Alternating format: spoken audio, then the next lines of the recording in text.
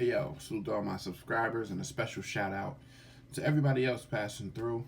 Here's another video on the 50 video campaign, the 50 secrets it's okay to keep from your partner as far as this article is concerned. Next item on the list, you think they're bad at something they love.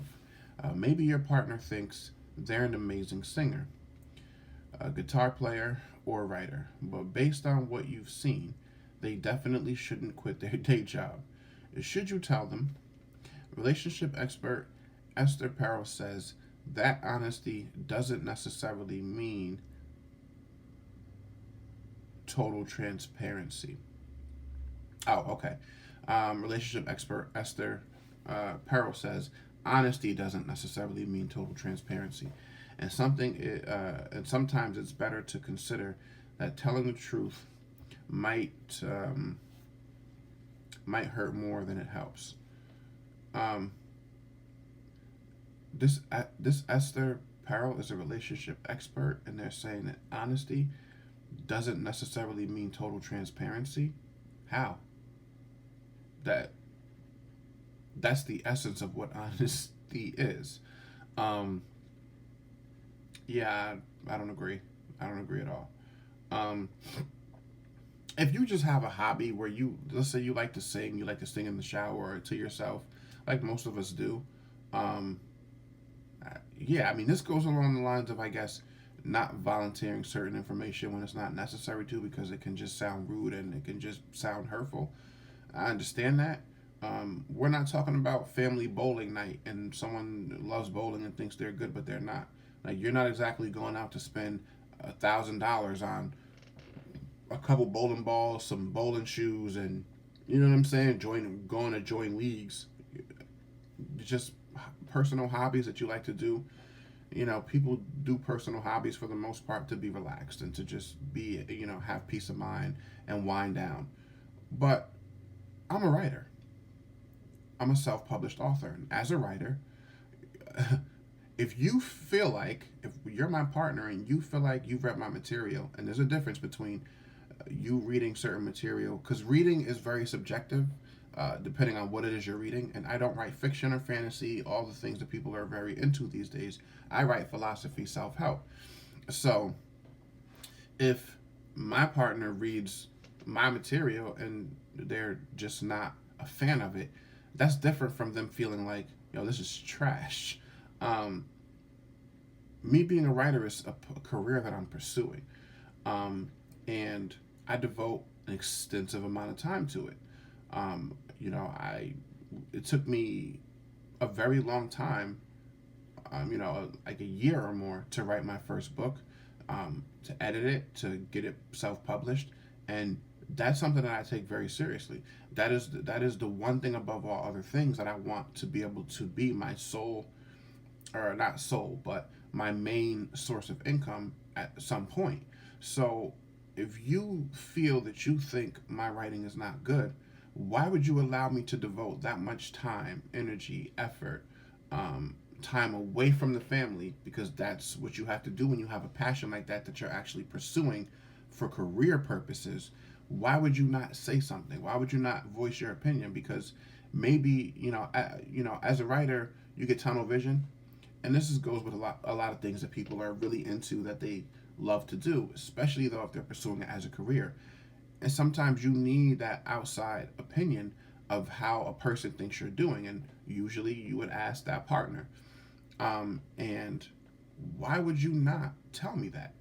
Because it's not about causing me to not want to do it or making me feel, you know, hurt or sensitive about my passion. But when someone has a passion like what this is referring to, that someone is pursuing as a career or pursuing as a way to try and actually materialize something with, that's time away from the relationship. That's time that's not going to be devoted to that partner. Why continue to let someone do that if they're no good at it, or if you believe they're no good at it? um yeah, that doesn't really make any sense to me. I mean, you know if somebody has a real passion, no one's going to be able to discourage them to stop. However, This is not about unsolicited information. If a partner asks you if they're good at something that you see them spending hours on end, days on end, actually pursuing with real effort, but you feel like they're just no good, and they ask you what you think, don't lie about it. I don't understand how that is not correlated to complete transparency, and why a relationship expert would say that honesty is not. I don't understand that. I don't understand why they would say honesty is not necessarily total transparency, that it doesn't require that. It doesn't make any sense. Anytime a partner asks you something, if there is a truthful answer to be provided, provide that truthful answer. I don't see why you would not. And this is not the highest on the list, of course, but it's not the lowest on the list either. You know what I'm saying? It's not. If somebody has dreams of doing something, like most of us do, but they're not good at it, like some of us are not, and they ask for that honest feedback.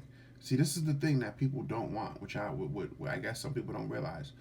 You don't want, when you're pursuing a passion as a career, you don't want yes men around you. You want people who will be real with you. You want people who give you honest feedback, because maybe look. If I'm writing a book, working on a book, which right now I'm finishing up Relationship Etiquette, my second book, which will be out very shortly. I'm working on the last chapter now. I'm not the kind of person who solicits information on ideas for how to finish a chapter or anything like that. I use this platform. I use my social media platforms. I use my real life interactions with people. That's where I get my material for research and for what I write about.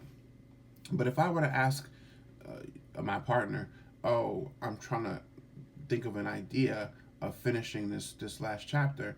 Read this last chapter and let me know if you think it's good," and they feel like it's trash, but they don't want to tell me that, and they tell me it's good, I might have been in question about it. I might have had doubts about it. So I might be asking that person to legitimately know, because I may have a backup idea. I may have another direction I wanted to take that last chapter.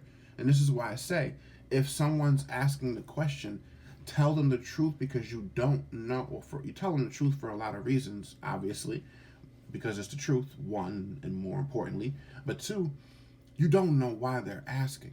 They may be asking for a very deliberate reason, and they may want to confirm that it's trash. They're not going to necessarily say, "I think it's trash. I want to know what you think. I want to know your honest, unbiased opinion, so that I can make a decision that I need to make." And it's just that type of situation, man. Just always have a policy of, if someone asks you something and you have an opportunity to be honest with them about it, no matter how trivial you think it is, no matter how hurtful you think you may be causing your partner to feel, just tell the fucking truth. If you feel that anxious over it, then sugarcoat it a little bit, I guess. I don't know. But if I ask someone about a passion or hobby of mine, and I say, "Yo, do you think I'm good at this?" Don't tell me you think I am if you think I'm not, because you can tell. You can tell with the enthusiasm with which someone talks about things like that in reference to someone else and how they think they are skill level wise. You can tell if that person really feels that way, or if they're just saying it. At least I can. I don't know. Maybe that's just the Libra in me. I don't know. But the, the continued theme here is always a better policy of honesty than of anything else. Like, comment, and subscribe.